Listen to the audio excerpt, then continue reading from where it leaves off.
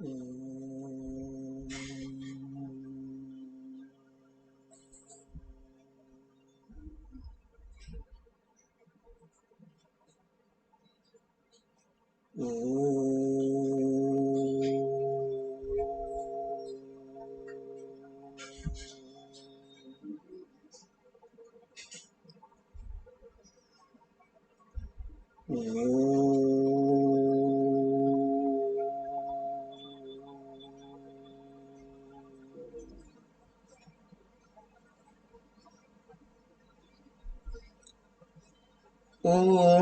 సహనావతు సహనౌ భునక్తు సహ వీర్యం కరవావహై తేజస్వినావధీతమస్తు మా విద్విషావహై. ఓం శాంతి శాంతి శాంతి. ఓం గురుర్బ్రహ్మా గురుర్విష్ణుః గురుర్దేవో మహేశ్వరః గురురేవ పరం బ్రహ్మ తస్మై శ్రీ గురవే నమః. ఓం నారాయణం నమస్కృత్య నరం చైవ నరోత్తమం దేవీం సరస్వతీం వ్యాసం తతో జయముదీరయేత్. హరి ఓం.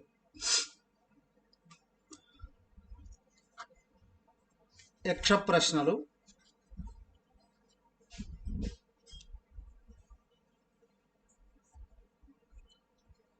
114వ శ్లోకం చూడండి.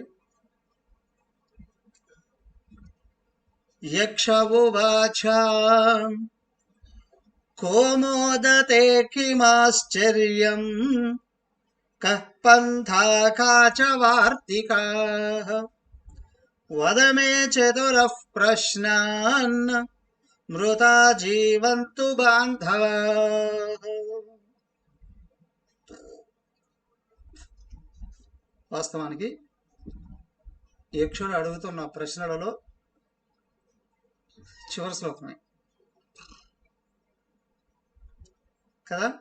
మంచి ప్రశ్నలు అడిగాడు. ఏవయ్యా, కహ మోదతే కిం ఆశ్చర్యం కహ పంథ కాచ వార్తికా మే చతురః ప్రశ్నాన్ వద బాంధవాః మృతాః జీవంతు.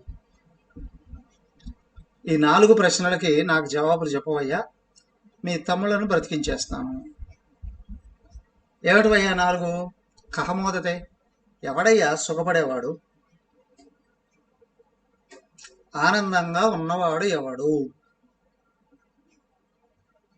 అంటే ఎవరంటే పేరు చెప్పాలా? ఎవరు ఆనందంగా ఉండగలరు? ఏ పనులు చేసేవాడు ఆనందంగా ఉంటాడు,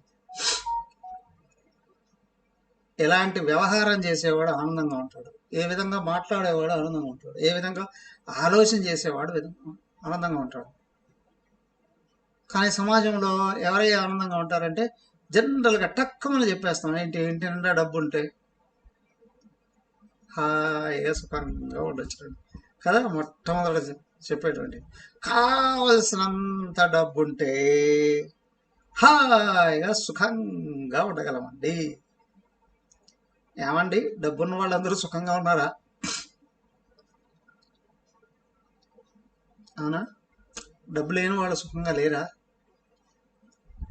అది కాదండి, డబ్బులుండి హాయిగా భోగాలు అనుభవిస్తే సుఖంగా ఉండొచ్చు. భోగాలు అనుభవించే వాళ్ళు అందరూ సుఖంగా ఉన్నారా? లేనిపోని కొత్త కొత్త రోగాలన్నీ తగిలించుకుని కూర్చోవాలి. అవునా? ఒళ్ళంతా రోగాలతో, మనసంతా రోగాలతో తయారై కూర్చోడు. ఏ భోగాలు లేని వాళ్ళు సుఖంగా లేరా? కదా. కొలబద్ద కాదండి. సరేనండి, మాకు చెప్పండి అయితే, ఎవరు సుఖంగా ఉండేవారు? కిం ఆశ్చర్యం, ఈ ప్రపంచంలో ఆశ్చర్యకరమైన విషయం ఏంటయ్యా? చాలా ఉంటాయండి. అందుకే కదా అక్కడ ఆశ్చర్యార్థకం, ఎక్స్లమేటరీ ఆశ్చర్యార్థకం.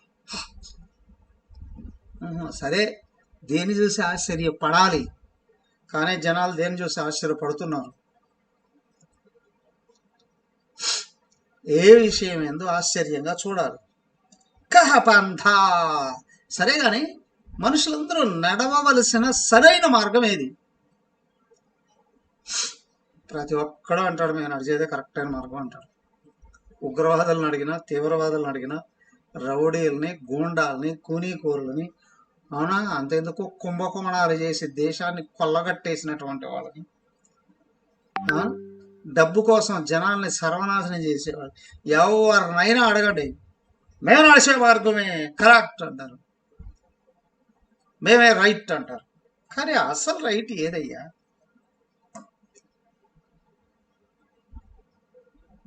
ఎలా గుర్తించాలి?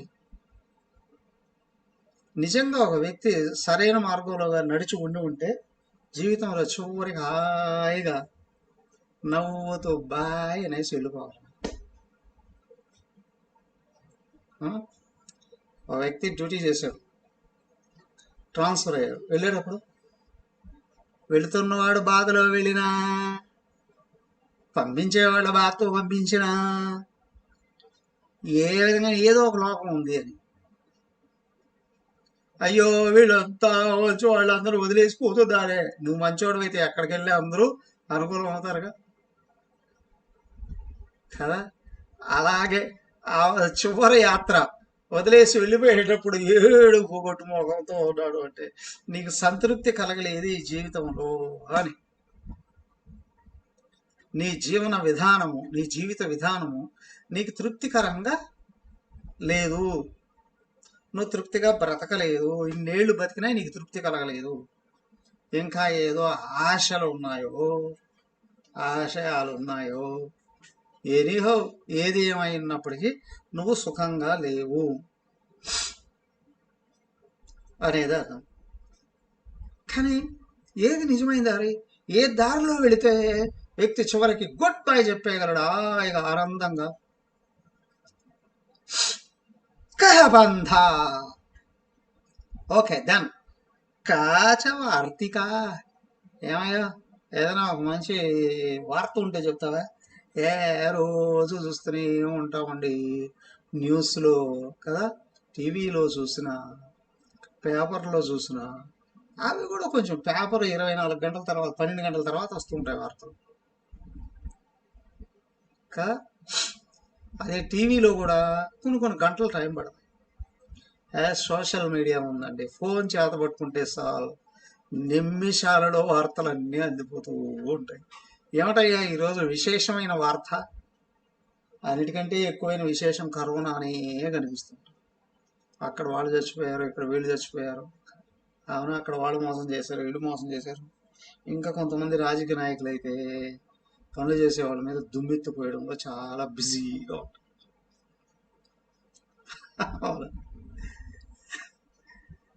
ఆయన ఎవరో ఒక పెద్ద నేషనల్ పార్టీకి లీడర్ నాయకుడే, ఎప్పుడు గవర్నమెంట్ మీద దుమ్మెత్తిపోస్తూ ఉంటాడు తెలిసి తెలియని విధానంతో.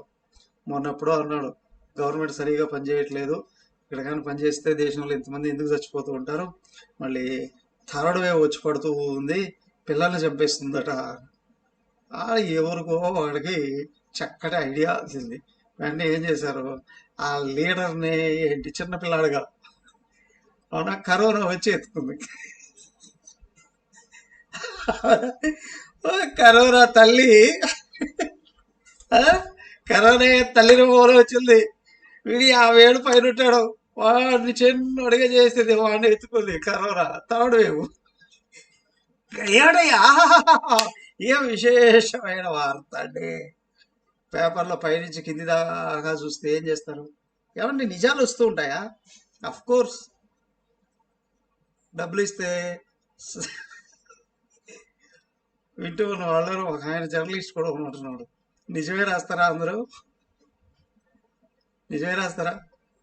కోపం వస్తే వ్యతిరేకంగా రాసేస్తారు కదా, లేదా ఆ పైన అధికారికి డబ్బులు కానీ అందేయా, కింద ఉన్న వాళ్ళందరూ వ్యతిరేకంగా రాసేస్తారు, లేదా వ్యతిరేకమైన వార్తలు అనుకోకుండా. ఏమయ్యా, ఏం సుబ్బరాయుడు, నిజమేనా కాదా? నిజమేనా కాదా? ఆ, మీరు అనకూడదులేండి, మేము అనేస్తాము. ఏమండి? ఏమని రాజేస్తానండి అలా కూడా. ఏ వార్త అది కాదయ్యా, అస్సలు విశేషమైన వార్త ఏదైనా ఉంటే ఒకటి ఎవరు అడుగుతున్నారు? పాపం ఆయన అక్కడి నుంచి వచ్చాడు. ఎక్కడి నుండి? నరకలోకం నుండి వచ్చాడు కదా. భూలోకంలో విశేషమైన వార్త ఏమైనా ఉంటుందండి. కరోనా అని చెప్తే ఆయనకే ఎక్కువ లెక్కలు తెలుసు మనకంటే. పోయిన వాళ్ళందరినీ లాక్కొని వెళ్ళేది ఆయనే కదా. అవునా? ఎవరు అడుగుతున్నది ప్రశ్న?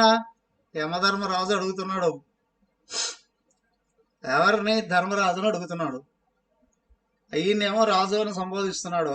భూలోకానికి రాజు నువ్వు అంటూ. ఈయన యమలోకానికి, నరకలోకానికే రాజు. ఎవరైనా ఇక్కడ ఎవడు పోయినా లెక్కలు ఫస్ట్ అక్కడికే వెళ్ళిపోవాలి. వాళ్ళ దూతల నుంచే మొత్తం ఎత్తుకోండి. ఆయన దగ్గరికి తప్పుడు లెక్కలు రావడానికి అవకాశమే లేనే అస్సలు లేదు. సినిమాల్లో ఏమైనా చూపిస్తూ ఉంటారు అంటే అవి ఇవి. ఏహే, యమధర్మరాజు దగ్గర లెక్కలు తప్పు జరగడానికి అస్సలు అవకాశం లేదు. వీళ్ళు వినోదం కోసం చూపిస్తారు. ఏం పొరపాట్లు జరగడానికి అవకాశం ఆయన దగ్గర. సో కాబట్టి ఏమిటయ్యా విశేషమైన వార్త? ఈ 4 ప్రశ్నలకు జవాబులు చెప్పయ్యా సార్, నీ తమ్ముళ్ళని అందరినీ బ్రతికించేస్తాను అని అంటున్నాడు. సరే, ఈయన వదిలేస్తాడా? ఇదిగో చెప్తున్నాడు ఆయన, చూడండి. యుధిష్ఠిర ఉవాచ పంచమే హవిషష్టేవా శాకం పచతి స్వే గృహే అనుణీ చ ప్రవాసీ చ వారిచరమోదతే సవారిచరమోదతే. ఎదుగవయ్యా ఓ యక్షుడా, నువ్వు అడిగిన ప్రశ్న నేను తవడుకోకుండా జవాబు చెప్పేస్తా. విశేషం ఏమంటే చూడండి, ప్రతి ఒక్కడికి కష్టాలు ఉంటాయి. లేదంటారా? లేనోడు కష్టాలు లేనోడివి, ఉన్నోడు కష్టాలు ఉన్నోడు. అవునా? అన్ని సంపదలు ఉండి అనుభవించడం చేతగాక, దాచిపెట్టుకోవడం చేతగాక, వినియోగించుకోవడం చేతగాక కష్టాలు. ఏమీ లేక పాపం ప్రతిరోజు కష్టపడి పనిచేస్తేనే పూట గడిచేటువంటి వాడు. వాడి కష్టాలు వాడికి, వీడి కష్టాలు వీడికి. అఫ్ కోర్స్ ఇక్కడ కష్టమా నష్టమా కాదు అడిగింది, సుఖమా దుఃఖమా అనేది ప్రశ్న. కష్టపడ్డ వాళ్ళందరూ దుఃఖపడతారా? ఇంపాసిబుల్. అవునా? కష్టపడి పైకి వచ్చాడండి, ఎస్, కష్టంలోనే పక్కనే సుఖం ఉంటుంది. తెలివితో కూడుకుంటే, సద్బుద్ధితో కూడుకుంటే. కష్టం దుఃఖాన్ని ఇవ్వదు, కష్టం ఒత్తిడిని ఇవ్వచ్చు. అవునా? కష్టం అనుభవాన్ని కూడా ఇస్తుంది, నేర్పును కూడా ఇస్తుంది. అదే ప్రావీణ్యత, అనుభవం. కానీ దుఃఖం అనేది దానికి వ్యతిరేకమైనటువంటి విషయం. ఏమిటయ్యా అది? వ్యక్తి దేని వలన సుఖపడగలడు అని అంటే చెప్తున్నాడు. పంచమే హవి షష్టేవ శాకం పచతి. 4-5 రోజులకు ఒకసారి తిన్నా, రోజు రుచికరమైన 4-5 రోజులు తినకుండా ఎలా ఉంటాడు? తింటూ ఉంటాడు కదా. అంటే 4-5 రోజులకు లేదా 5-6 రోజులకు ఒక్కసారైనా రుచికరమైన ఆహారాన్ని తయారు చేసుకొని తిన్నప్పటికీ కూడా స్వే గృహే పచతి శాకం, తన సొంత ఇంట్లో, అంటే తన ఇంట్లోనే వండుకొని తింటాడులేండి. అంటే ఇతరులని ఆశ్రయించకుండా, ఇతరుల కోసం ఎదురు చూడకుండా, తన సొంత ఇంట్లో తన కష్టార్జితాన్ని, అవునా, కళ్ళు గంజో ఏదో అంటారా, ఏమంటారు? కళ్ళు అంటారా? అదిగా చద్దన్నం కలో గంజు అంటారు. కలో గంజు అంటారు. హలో, కళ్ళు కాదు, కలి కలి కలి కలి కలి అంటే కలి అంటే అది వంట వార్పు చేసేటప్పుడు అందులో తీసి వేరే కుండలో పోస్తారు కదా, కలి. కలియో గంజు. గంజి అంటేనో మనం వంట వార్చినాక అది వచ్చేది. ఓకే, వడగట్టిన వచ్చేది. ఓకే, అది సరే. కలువ గంజు అంటే అంటే ఏదో మిగిలిందో అనో, ఏదో తినమో అనో, ఏదో ఒకటి. అంటే ఇంట్లో గంజి తాగినప్పటికీ కూడా, అంటే ఉన్నది తింటూ ఉన్నటువంటి వాడు, ఇంకొకరి మీద ఆధారపడకుండా ఉన్నవాడు, అనృణీచ, అప్పు చేయకుండా, ఉం? తినడం కోసమే అప్పు చేస్తున్నాడు అని అంటే వాడు బ్రతకడం, ఎదగడం జీవితంలో ఇంకెప్పుడు ఉండదు. ఆ? తినడం కోసమే అప్పు చేస్తున్నాడు అని అంటే లేదండి, అప్పు చేసి పెట్టుబడి పెట్టేటట్లయితే పంటల మీదనో, వ్యాపారం మీదనో, వాణిజ్యం మీదనో ఏదైనా పెట్టుబడి పెట్టడం వేరు. కానీ తినడానికే అప్పులు చేస్తున్నాడు అంటే వాడు పని చేయట్లేదు అని, పని చేత కావట్లేదు అని అనడానికి కూడా వీల్లేదు. ఎందుకు అంటే పని చేయట్లేదు, పని చేత కావట్లేదు అనేది. చేతనైన పని చేయొచ్చు కదా, లేబర్ బతకట్లే, అవునా? ఎవరు బతకట్లేదా? చేతనైన పని చేయి, వచ్చిందంతా వినియోగించుకో, అనృని అప్పు చేయకు, అప్రవాసీచ ఎవరిని ఆశ్రయించుకో. నీ తిండి కోసం ఇంకొకరిని ఆశ్రయించుకో. ఏమంటారు ఆశ్రయించడం అంటే? ఏమంటారు? వాడు పంచలో ఉండడం అండి అని అంటారు కదా. మా పంచన పడి మేము పెట్టింది తిన్నావు అంటే మా ఎంగిల్ తిన్నావు అని కూడా అంటారు, మేము వదిలేసింది తిన్నావు అని కూడా అంటారు ఇతరులను ఆశ్రయిస్తే. సో కాబట్టి ఇంకొకరిని ఆశ్రయించకుండా, అంటే ఇంకొకరి మీద ఆధారపడి బతకకుండా, ఎవడ ఆధారపడి బతికేవాళ్ళు? వయసు అయిపోయిందండి, పనులు చేయట్లేదు, పనులు చేయలేకపోతున్నానండి. ఏమయ్యా, నువ్వు బాగా పని చేసినప్పుడు సంపాదించలేదా? ఓకే, సంపాదించేంటి అప్పుడు అప్పుడు అప్పుడు ఎందుకు దాచుకోలేకపోయావు? నువ్వు సంపాదించినప్పుడు ఎందుకు దాచుకోలేకపోయావు నీకు కావాల్సినటువంటి విషయం? సో కాబట్టి అక్కడ ఏమన్నారు, ఇప్పుడు చూడండి, జాబ్ చేస్తున్నాడు అంటే రకరకాల ఫండ్ చివరికి వచ్చేటప్పటికి ప్రావిడెంట్ ఫండ్ రూపంలో మొత్తం అన్నీ వచ్చేసేస్తాయి. తర్వాత పెన్షన్ రూపంలో రావచ్చు. అలా రాలేదండి, నువ్వు సంపాదించిన సంపాదన కొంచెం దాచిపెట్టుకోండి అని అన్నారు పెద్దవాళ్ళు. లేదండి, పెద్దవాళ్ళు అయిపోయారు, అంతా పిల్లల కోసం పెట్టారు, పిల్లలు పోషించాలి పెద్దవాళ్ళని, ఇది వేరు.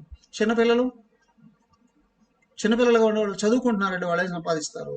వాళ్ళ చదివే వాళ్ళు పెట్టుబడి కావాలి. తల్లిదండ్రులు ఎందుకు డబ్బులు ఖర్చు పెట్టి చదివిస్తారు? వాళ్ళు పెట్టే ఖర్చు ఏదైతే ఉందో వీళ్ళకి మూలధనంగా తయారవుతుందండి. ఆ తర్వాత చదువుకున్న తర్వాత వీళ్ళు హాయిగా తర్వాత బతుకుతారండి అని.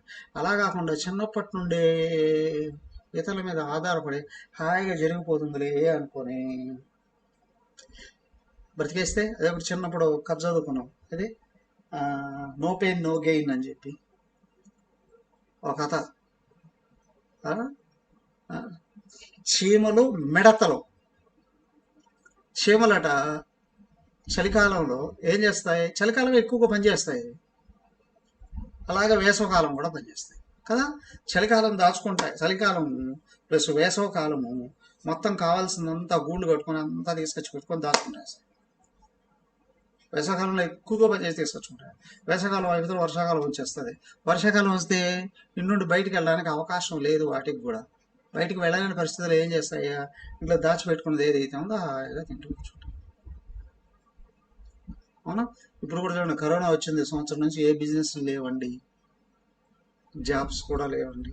ముందు జాగ్రత్త పడ్డవాడు ఏదో ఒక విధంగా హాయిగా ఇప్పుడు బతికితే సాలేవయ్యా అని అనుకుంటాడు కదా. వచ్చినట్టు జలసాలు చేసేటువంటి వాడు ఇప్పుడు నరకం చూస్తారు. అవునా? ఎన్ని రకాలుగా చూస్తున్నాము మనం, ఎన్ని రకాల పనులు చేస్తూ ఉన్నారు. మన జాబ్ హోల్డర్స్ కూడా లేబర్ పనికి వెళుతూ ఉన్నటువంటి వాళ్ళు కూడా కనిపిస్తున్నారు. కారణం ఏంటి? అప్పుడు జాగ్రత్త పడలేదండి. సో కాబట్టి ఏంటి అంటే సంపాదించే జల్సాలు చేసుకున్న వాడికి బాధే. ఈ మిడత వెళ్ళి ఆ చీమలను అడిగిందట, వర్షాకాలం వచ్చింది, నా దగ్గర ఇప్పుడు ఏమి లేదు, ఎక్కడికి బయటకు వెళ్ళడానికి అవకాశం లేదు, ఓ చీమ నీ ఇంట్లో పుట్టలు కట్టుకొని దాచుకుంటాయి కదా అన్నీ, నాకు కొంచెం అప్పిస్తావా, ఆ తర్వాత ఇస్తానులే ఈ అడిగాయట. మరి అప్పుడేం చేసావు నువ్వు? నీకు వర్షాకాలం వస్తుందని తెలుసా తెలియదా? వర్షాలు వస్తాయి కదా ఎప్పుడు వర్షాకాలంలో, అలాంటప్పుడు నువ్వు అప్పుడు కష్టపడి ఎందుకు తెచ్చుకొని దాచుకోలేదు? అదేందట, అప్పుడే కష్టమే ఉందిలేని హాయిగా తిరుగుతూ పాటలు పాడుకుంటూ తిరిగేశాను అన్న. ఆ మెడ చూడండి ఎప్పుడు గీ అంటుంటుంది. ఈ పాటలు పాడుకుంటూ హాయిగా ఎంజాయ్ చేస్తూ తిరిగేసిందట. మరి ఇప్పుడు ఏమైంది? వర్షాకాలం వచ్చేసింది. ఇప్పుడు తిండి కావాలి, బయటికి వెళ్ళడానికి అవకాశమే లేదు. ఏం చేయాలి అంటే, నువ్వు ఇస్తావా అంటే అదందట, ఇప్పుడు ఆటలాడుకుంటూ సాగుపోతుందట. నీకు ఇచ్చేస్తే మాకెట్ల తర్వాత? ఈ వర్షాలు ఎప్పుడు అవుతాయో తెలియదు, తర్వాత ఆహారాలు ఎప్పుడు లభిస్తాయో తెలియదు, నీకెందుకు ఇస్తాం? అప్పుడు పాడుకుంటూ తిరిగావు, ఇప్పుడు ఆడుకుంటూ సాగుపోనేసి ఏం చేయాలి? సో కాబట్టి ఏంటి అంటే, కష్టపడు, సంపాదించు. దానికే అన్నారు 25% వినియోగించుకోవాలి, 25% దాచుకోవాలి. అవునా? ఇంకో 25% ఏం చేయాలి? పిల్లల కొరకు, తల్లిదండ్రుల కొరకు ఉపయోగించాలి. ఇంకో 25% ఏం చేయాలి? పిల్లల చదువులకు, పెద్దలకు, మందుల కొరకు, అవసరాలకు ఉపయోగించుకోవాలి కదా. 75% ఉపయోగించిన ఖచ్చితంగా 25% దాచుకొని తీరాలట సంపాదించిన దాంట్లో. అది అవసరాలు పనికొస్తుందని. సో ఇట్లాగ ముందు చూపుతో ఉన్నటువంటి వాడు ఉన్నాడే, ఖచ్చితంగా జాగ్రత్తగా రోజంతా ఉపయోగించుకుంటాడు, బాగుపడడానికి ప్రయత్నం చేస్తాడు. సరే రాలేదయ్యా, నువ్వు సంపాదించిన దాంతోనే. భజగోవిందంలో ఫస్ట్ శ్లోకంలో ఏం చెప్పారు? ఫస్ట్ది పల్లవి 2. మూఢజహీహి ధనాగమ తృష్ణాం కురు సద్బుద్ధిం మనసి వితృష్ణాం ఎల్లబసే నిజ కర్మోపాతం విత్తంతేన వినోదయ చిత్తం. ఎల్లబసే నిజ కర్మోపాతం విత్తంతేన వినోదయ చిత్తం. నువ్వు ధర్మబద్ధంగా ఆచరించినటువంటి కర్మల వల్ల నీ కృషితో సంపాదించుకున్నటువంటిది ఏదైతే ఉంటుందో దాన్ని హాయిగా వినియోగించుకుని సుఖంగా బతకవయ్యా. అత్యాశగా పోయి ఉన్నాటికి పోగొట్టుకోకు, ఇతరులను ఆశ్రయించి విలువలు పోగొట్టుకోకు, అజాగ్రత్త చేసి బాధల పాల కాకు, అప్పులు చేసి తిప్పల పడకు కదా. సో కాబట్టి ఏంటి అంటే, అనురుణీచ అప్రవాసీచ, అత్యంత ముఖ్యమైనది, అప్పులు చేయకు, ఇతరులని ఆశ్రయించుకో. నీ అవసరాలకు ఇతరులను ఆశ్రయిస్తే నువ్వు అలసైపోతావు. నువ్వు అప్పులు చేసావా, వాళ్ళ వేదనలకు లోనవుతావు. 2 విషయాలు. కొంతమంది అప్పులు చేసి పదే పదే వ్యాపారాలు కూడా చేస్తారు, ఏదైనా కొంచెం నష్టం వచ్చిందంటే మొత్తం మునిగిపోదు. అవునా? అప్పు బాధిస్తుంది, ఇతరులను ఆశ్రయించడం విలువలు లేకుండా చేస్తుంది. సహా వారి చరమోదతే, ఎవరైతే ఇలాగా ఉంటారో బాగా కష్టపడుతూ తన కష్టార్జితంతో జీవిస్తూ అప్పులు చేయకుండా ఇతరుల మీద ఆధారపడకుండా సింపుల్గా బతుకుతూ ఉన్నా ఎక్కువ సుఖంగా ఉంటుంది, ఎక్కువ సుఖంగా ఉంటుంది. ఎన్ని ఎక్కువ వంటల రకాలు చేసుకొని తిన్నటువంటి వాడు అంత ఎక్కువగా సుఖంగా ఉండడానికి అనడానికి కూడా వీల్లేదు. సో కాబట్టి ఏంటి అంటే, ఆకలి రుచి ఎరగదు అని అంటారు. నువ్వు బాగా కష్టపడితే ప్రతి ఒక్కటి నీకు టేస్ట్గానే ఉంటుంది. కాబట్టి సింపుల్గా బతికిన, అప్పులు ఇతరుల ఆశ్రయం లేదు అని అంటే సుఖంగా ఉంటుంది. ఇది ముఖ్యమైనటువంటి. దెన్ ఇంకా ఏంటండి, 116 చూడండి. అహన్యహని భూతాని గచ్చంతి హయమాలయం శేషాస్తావరమిచ్చంతి కిమాశ్చర్యమతః పరం. అయ్యా ఇంకోటి అయ్యా, ఆశ్చర్యకరమైన విషయం ఏంటయ్యా, ఇదిగా చెప్తున్నా విను. ఆహాని ఆహాని, ప్రతిరోజు భూతాని జీవరాశులు ఇహ యమాలయం గచ్చంతి, ఇక్కడ నుండి నేరుగా యముడి దగ్గరికి వెళ్ళిపోతున్నారు.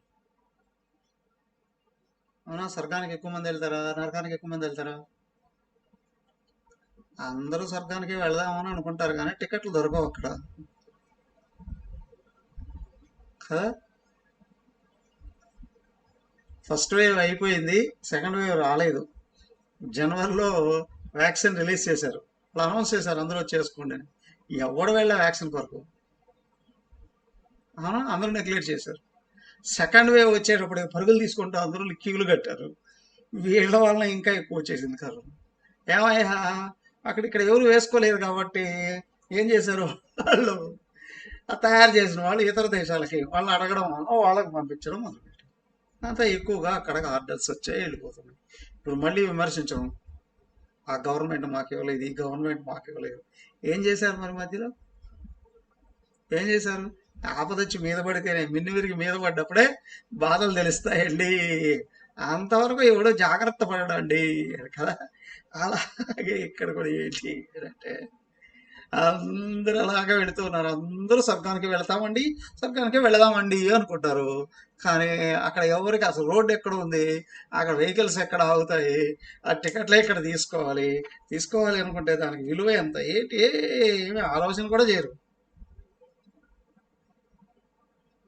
పోయినప్పుడు అందరూ కలిసి కూర్చొని మాట్లాడుకుంటారు అక్కడే శ్మశానం దగ్గరే. ఏమని వెళ్తూ ఉన్నారు, బోర్డు రాస్తారు అక్కడ, స్వర్గస్థులైరి అని. స్వర్గస్థు లై కదా, లైరి. ఇది నిజంగా అదిలేండి అబద్ధం అని.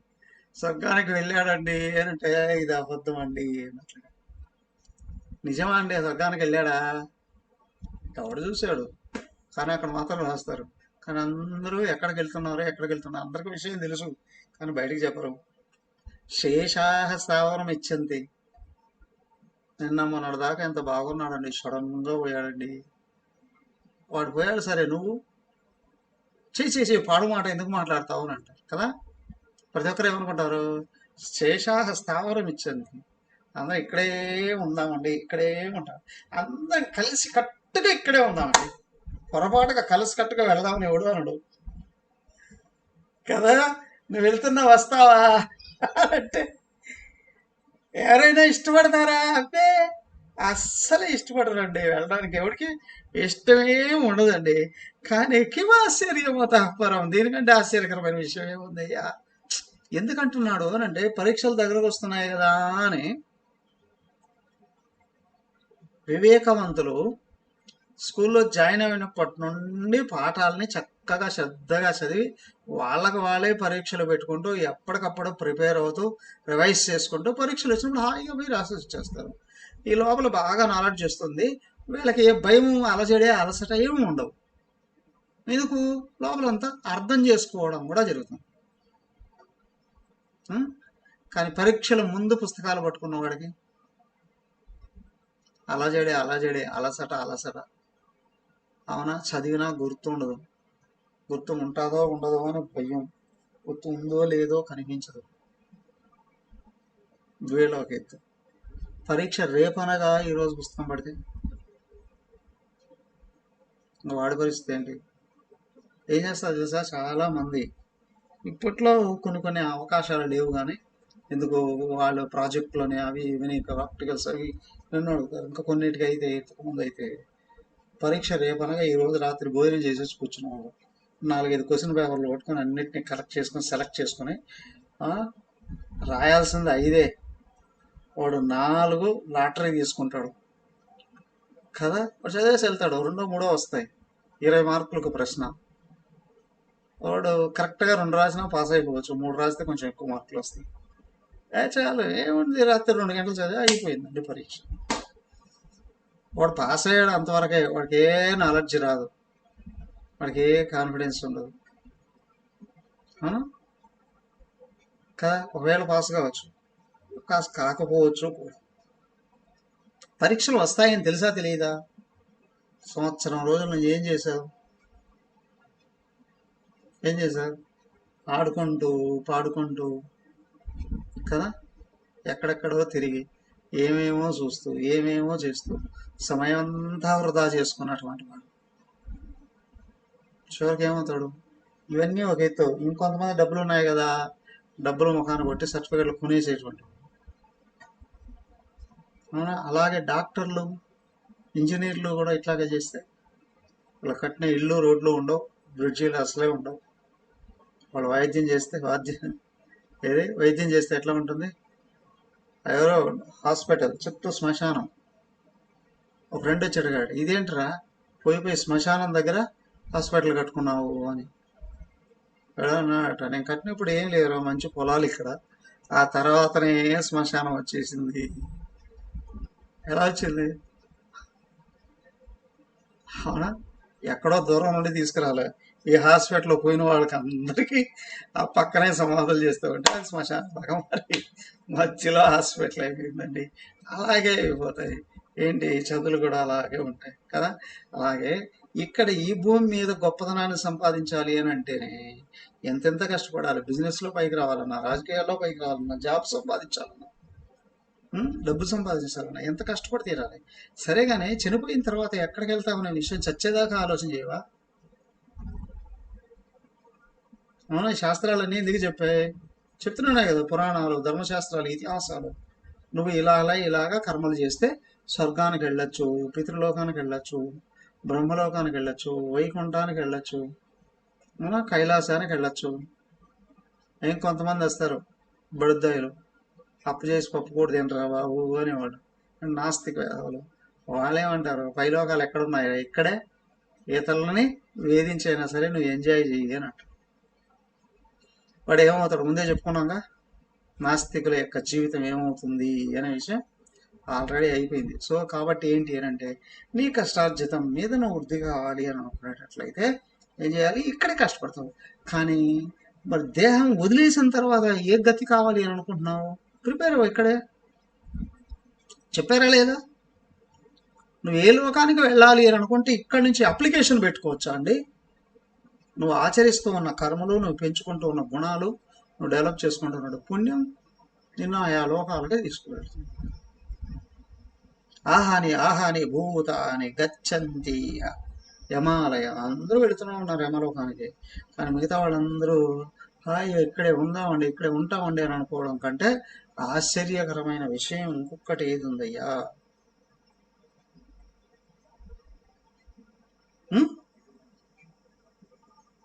ఓకే. సో కాబట్టి ఆశ్చర్యం ఇదేనయ్యా. ఇంకొకటి ఏంటయ్యా? కహపంథ, కాచవార్తిక. నెక్స్ట్ క్లాస్లో వచ్చేసాయి అవి, దాంట్లో చూసుకోండి. 36వ ఉపన్యాసంలో అవి ఉంటాయి. దీంట్లో ఇక్కడ ఇప్పుడు పూర్తి చేస్తాం. హరి ఓం. ఓం సర్వే భవంతు సుఖినః, సర్వే సంతు నిరామయాః, సర్వే భద్రాణి పశ్యంతు, మా కశ్చిద్ దుఃఖభాగ్ భవేత్. ఓం శాంతి శాంతి శాంతి. హరి ఓం. శ్రీ గురుభ్యో నమః. హరి ఓం.